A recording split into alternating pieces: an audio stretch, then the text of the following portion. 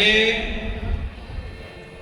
અડાલજની આ પવિત્ર અને પાવન ધરા ઉપર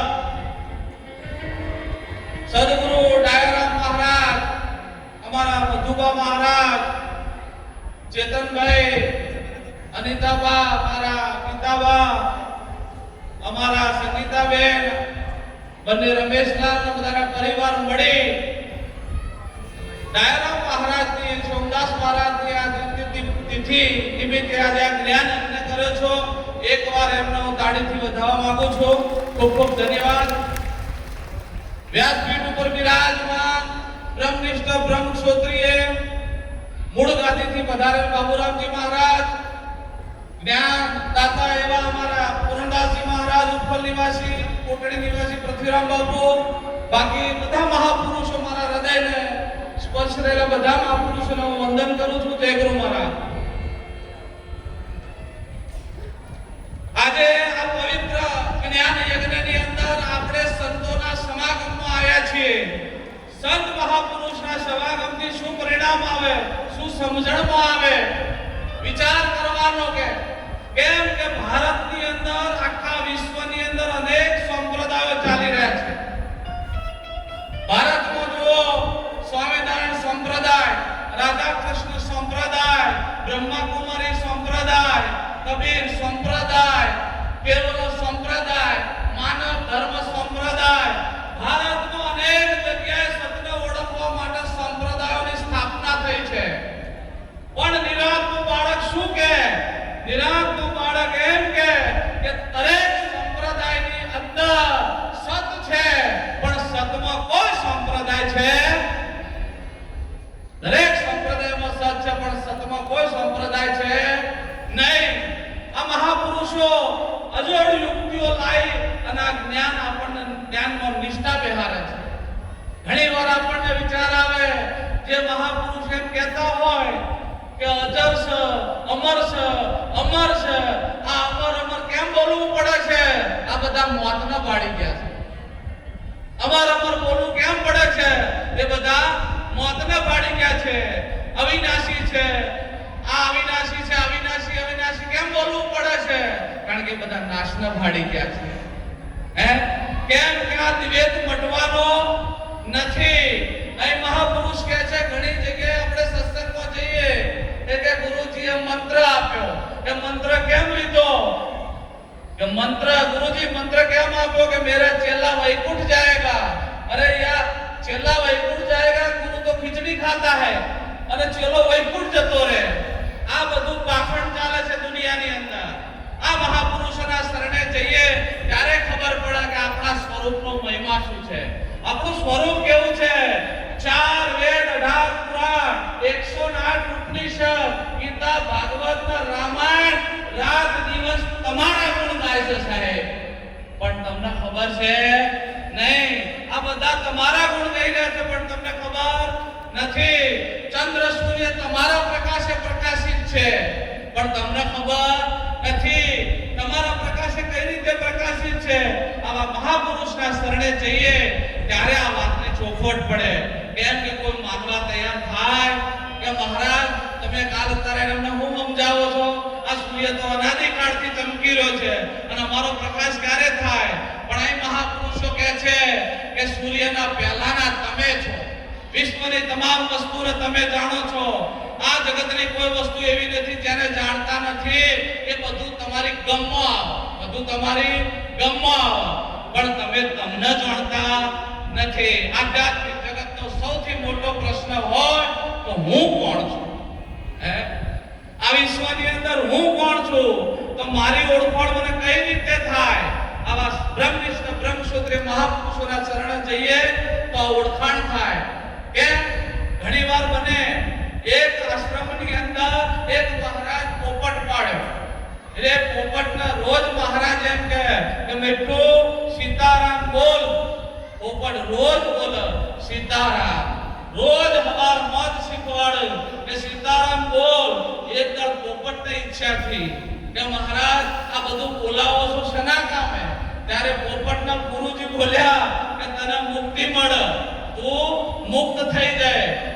આટલું કરતા કરતા રોજ પોપટને આવો અભ્યાસ કરાવીને એક બહાર જવાનો થયો અને બાજુના આશ્રમના મહારાજને કહેવામાં આવ્યું કે થોડા દાડા હું બે દિવસ બહાર જાઉં છું તો આ મારા પોપટનો અભ્યાસ ભૂલી ના જાય એટલા માટે રોજ આવીને અભ્યાસ કરાવજો. પેલા રોજ આવીને અભ્યાસ કરાવે. પેલા મહારાજ આવીને બોલ મીઠુ સીતારામ. એટલે પોપટ કે સીતારામ. આમ પોપટે જોયું કે 10 વર્ષથી તો પેલો બોલાવે છે અને આ પાછો કોણ આવ્યો? 10 વર્ષથી સીતારામ બોલ બોલ કરું છું તો મુક્તિનો માર્ગ મળ્યો નથી અને આ પાછો નવો આવ્યો. આ કેટલા દાડા બોલાવરાવશે? આ વિચાર કરવાનો. ત્યારે પોપટે કીધું બરો મહારાજ આ 10 વર્ષથી સીતારામ બોલું છું હજુ મને કોઈ ઠેકાણો પડ્યો નથી તો તમે કઈ રીતે પાડશો? તો મહારાજને ખબર પડી કે હવે મને 100% છૂટવું.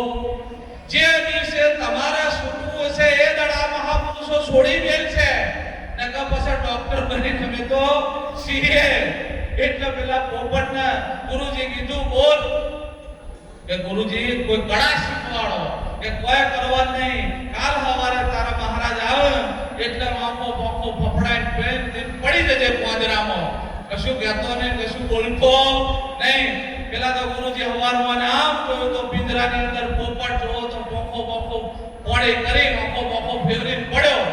ભાઈ ગુરુજી બોલ્યા બોલ મીઠુ સીતારામ. પેલો બોલ્યો નહીં. શું બોલવાથી મુક્તિ મળે છે? ના. પછી પેલા કીધું છેલ્લા આ પોપટનામાંથી કાઢીને ફેંકી દે. આ પૂરું થઈ ગયું પિક્ચર. જેવો પોપટને બહાર કાઢ્યો ઉડી ગયો. પછી પોપટ બોલ્યો હે વિશ્વના જગતના સંતો જો તમારે મુક્ત થવું હોય તો જીવતા મરી જાજો. શું કરવાનું? જીવતા મરી જવાનું. અને જીવતા મરવાની કળા એકમાત્ર આવા મહાપુરુષો આલી શકે. બીજાની તાકાત નથી. કેમ? ઘણીવાર આપણને એવું લાગે એક વાર દરિયાના કિનારા ઉપર એક સંત બેઠેલા તે આ ગીતાજી વાંચ એક દડા મહાભારત એક મહાપુરુષ કબીરનું વાંચ બધા મહાપુરુષો વાંચતા હતા. એમાં એક મહાપુરુષ નીકળ્યા. એમને પૂછ્યું કે આ બધા પુસ્તકો શાસ્ત્રો વાંચો છો કેમ? શું બોતો છો? કે અમે આ દરિયાનું માપ કાઢીએ છીએ. દરિયો કેટલો ઊંડો છે માપ કાઢીએ છીએ. એ મહાપુરુષે કીધું કેમ કે નિરાત મહારાજે આ મહાપુરુષ કહીએ કે દરિયાનું માપ કાઢવું હોય તો અંદર ડૂબકી મારો. બહાર બેઠે માપ નીકળે. ઓહો રે સ્વયં શાસ્ત્રોથી પાર છે.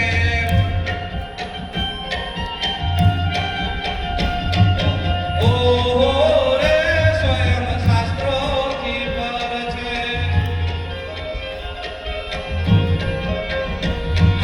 શાસ્ત્રોથી પર છે આ તો અનુભવનું ઘર છે. ઓહો રે સ્વયં શાસ્ત્રોથી પર છે.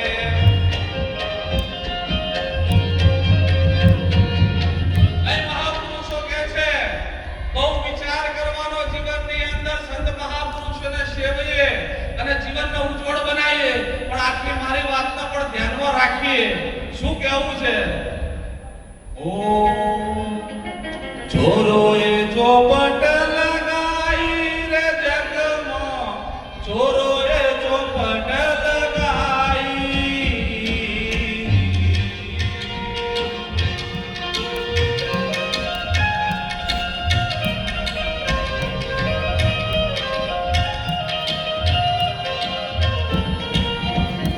આ જ્ઞાન અજ્ઞાનની ઉકળી લાવે.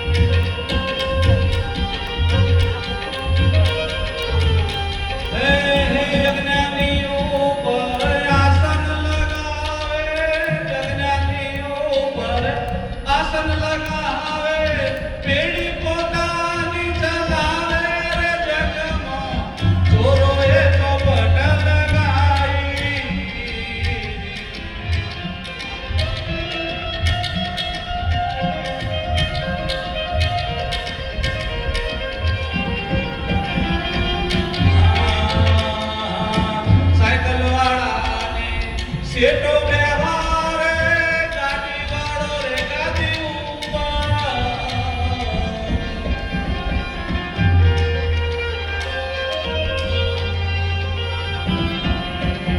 હે ભાવ મોલારી પન ભૂલાવે હે ભાવ મોલારી પન ભૂલાવે કેચી કપટની ચલાવે રે જગમાં ચોરોએ ચોપટ લગાઈ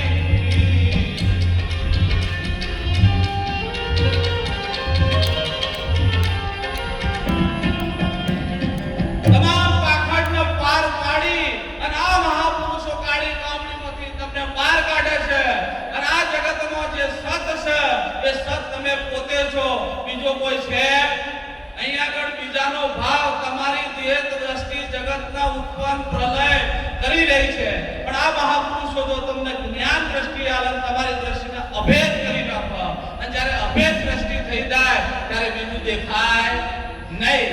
સમયનો અભાવ છે, મહાપુરુષોને સાંભળવાના છે. આટલું કોઈ મારી વાણીને વિરામ આપો. બોલો સદગુરુ મહારાજ